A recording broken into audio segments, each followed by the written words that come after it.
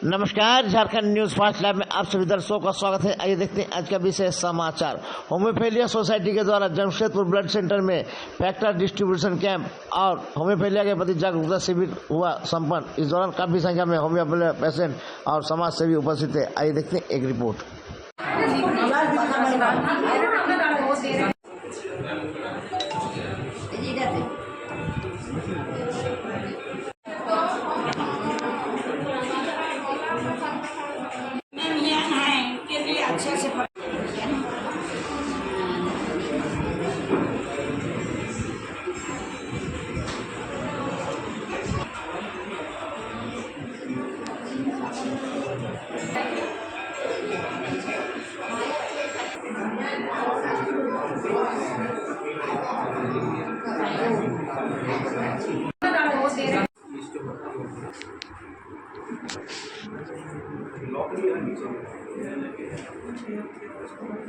Bike को खोलो, bike को सीधा करो बाइक।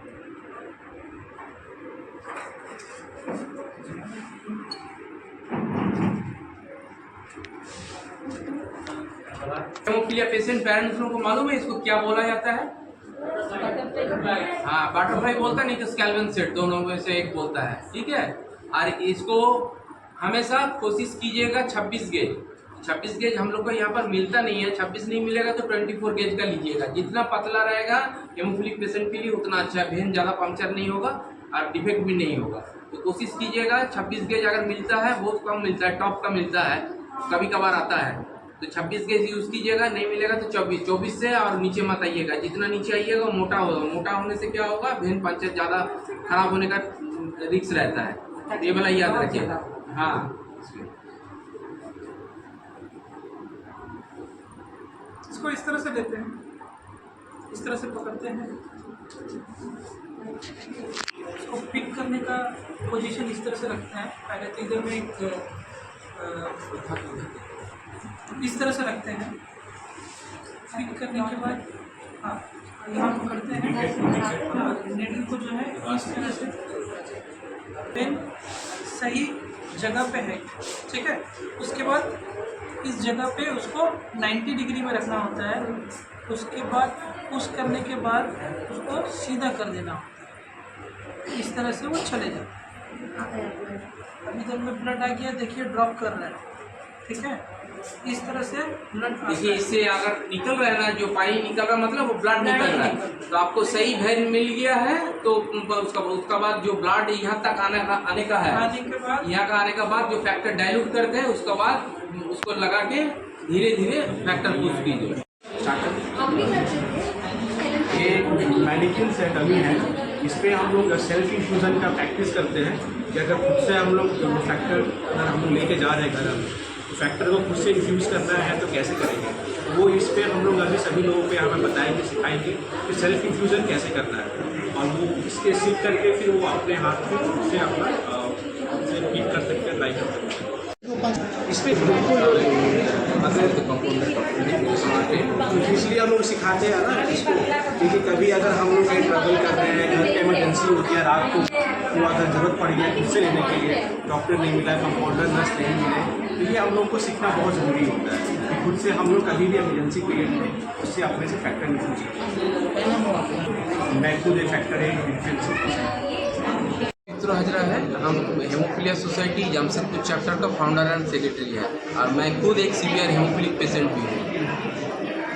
आज यहाँ पे बीच बीच में हम लोग का हेमोफीलिया का अवेयरनेस भी होता है और दूसरा कैंप भी होता है। तो इस आज का जो प्रोग्राम है, यहाँ पर फैक्टर डिस्ट्रीब्यूशन भी होगा। जो हेमोफिलिक पेशेंट है उसको जो फैक्टर लगता है, वो फैक्टर इंकास फाउंडेशन की तरफ से 1000 यूनिट करके फैक्टर हर पेशेंट को दिया जा रहा है फ्री ऑफ कॉस्ट। दिया जा रहा है, वो अपना घर में रखेगा, इमरजेंसी बेसिस में वो अपना यूज़ कर सकेगा। एक ब्लड डिसऑर्डर है, कोई बीमारी नहीं है, ये जेनेटिक्स का शरीर में बचपन में शरीर में देखिएगा ब्लू ब्लैक स्पॉट निकलेगा शरीर में, उसका बाद कहीं पर भी कट जाएगा तो खून बंद नहीं होगा। अब बच्चा जब न्यू बॉर्न बेबी जब जन्म लेता है, जो अमेरिकल कॉर्ड कटता है ऑपरेशन थिएटर में, वो कटने के बाद भी अगर बहुत लॉन्ग टाइम अगर ब्लीडिंग हो रहा है, बंद नहीं हो रहा, तो उसमें डॉक्टर लोग सस्पेक्ट कर रहा है कि हेमोफिलिया हो सकता है। तो ऐसा सिम्टम्स है, कहीं पर भी चोट लग जाएगा, नी जॉइंट्स में, जितना भी शरीर का जॉइंट्स है, जॉइंट्स पहले अफेक्ट होता है, उसमें स्वेलिंग होके सीवियर पेन चालू हो जाएगा। तो वो सब चीज़ देख के हम लोग सस्पेक्ट करते हैं कि ये हेमोफिलिया होगा। वो देखने के बाद हम लोग डायग्नोसिस के लिए डायग्नोसिस सेंटर में भेजते हैं ब्लड सैंपल किसी लैब में। तब जब जांच होता है, जांच में पता चलता है कि हाँ हेमोफिलिया है कि नहीं, तब हम लोग उसको हेमोफिलिया अगर निकलता है तो हम लोग सोसाइटी में उसको रजिस्टर करते हैं। 1 to 13 फैक्टर रहता है, फैक्टर मतलब प्रोटीन, वो 1 to 3 करके, उसमें 8 अगर और 9 अगर डेफिशिएंसी रहेगा तो हेमोफिलिया निकलेगा वो उसका। अब प्रिकॉशन बोलते हैं कि ये क्यूरेबल नहीं है, ये एकदम पूरा जन्म जब तक मृत्यु नहीं हो रहा तब तक शरीर में पूरा ये रहेगा, जेनेटिक बीमारी है। मतलब ये 70% जेनेटिक और 30% न्यू म्यूटेशन में हो रहा है, माने इसका कोई फैमिली हिस्ट्री नहीं है, न्यू म्यूटेशन में हो रहा है इसका। ये मेरा नाम सौमित्र हाजरा है, हम हेमोफिलिया सोसाइटी जमशेदपुर चैप्टर का founder and secretary. Bhattacharya Anvesha संस्था का सेक्रेटरी हूँ, लेकिन इस संस्था से भी विगत 24 इयर्स मैं युक्त हूँ। इस संस्था का फाउंडेशन हुआ था 1999 में और मैं 2000 से ही इसके साथ जुड़ गई थी। आज तक इन लोगों का साथ में है, साथ देते हैं। बच्चों का पढ़ाई के लिए हमारा आनंदम संस्था भी है, पाठचक्र, आनंदम पाठचक्रों से भी बच्चों की पढ़ाई के लिए हम लोग 2 बच्चा का देते हैं। इसके अलावा दूसरा काम के लिए भी इधर देते हैं। ये एक ऐसा ही खतरनाक बीमारी है जिसका मैंने सौमित्र हाजरा जो किए हैं, ये मैं बोलकर समाप्त ना कर सकूंगी। और इनका ये काम का इंस्पिरेशन इनकी माँ, जो देखने में इतनी छोटी, लेकिन जब पूरा परिवार रो रहे थे बच्चा का क्या बीमारी हो गया, माँ जो है वो आज से कितना दिन पहले बच्चा का पैर जो टेढ़ा हो गया, जब टेढ़ा होने लगा था तब माँ पास में खड़ा होकर बोले थे मेरा बेटा इसी बीमारी के ऊपर काम करके दुनिया का बच्चा का सेवा करेंगे। आज वही वो कर भी रहे हैं और बहुत इम्प्रूवमेंट हुआ सोसाइटी का काम में, क्योंकि अभी आज ही डॉक्टर नकुल प्रसाद चौधरी जी जो MGM का वाइस सुपरिटेंडेंट है, वो आए थे एज ए चीफ गेस्ट। इसके अलावा हमारे संजय चौधरी सबको ही थे, सबको ही सहायता दे रहे हैं। इसीलिए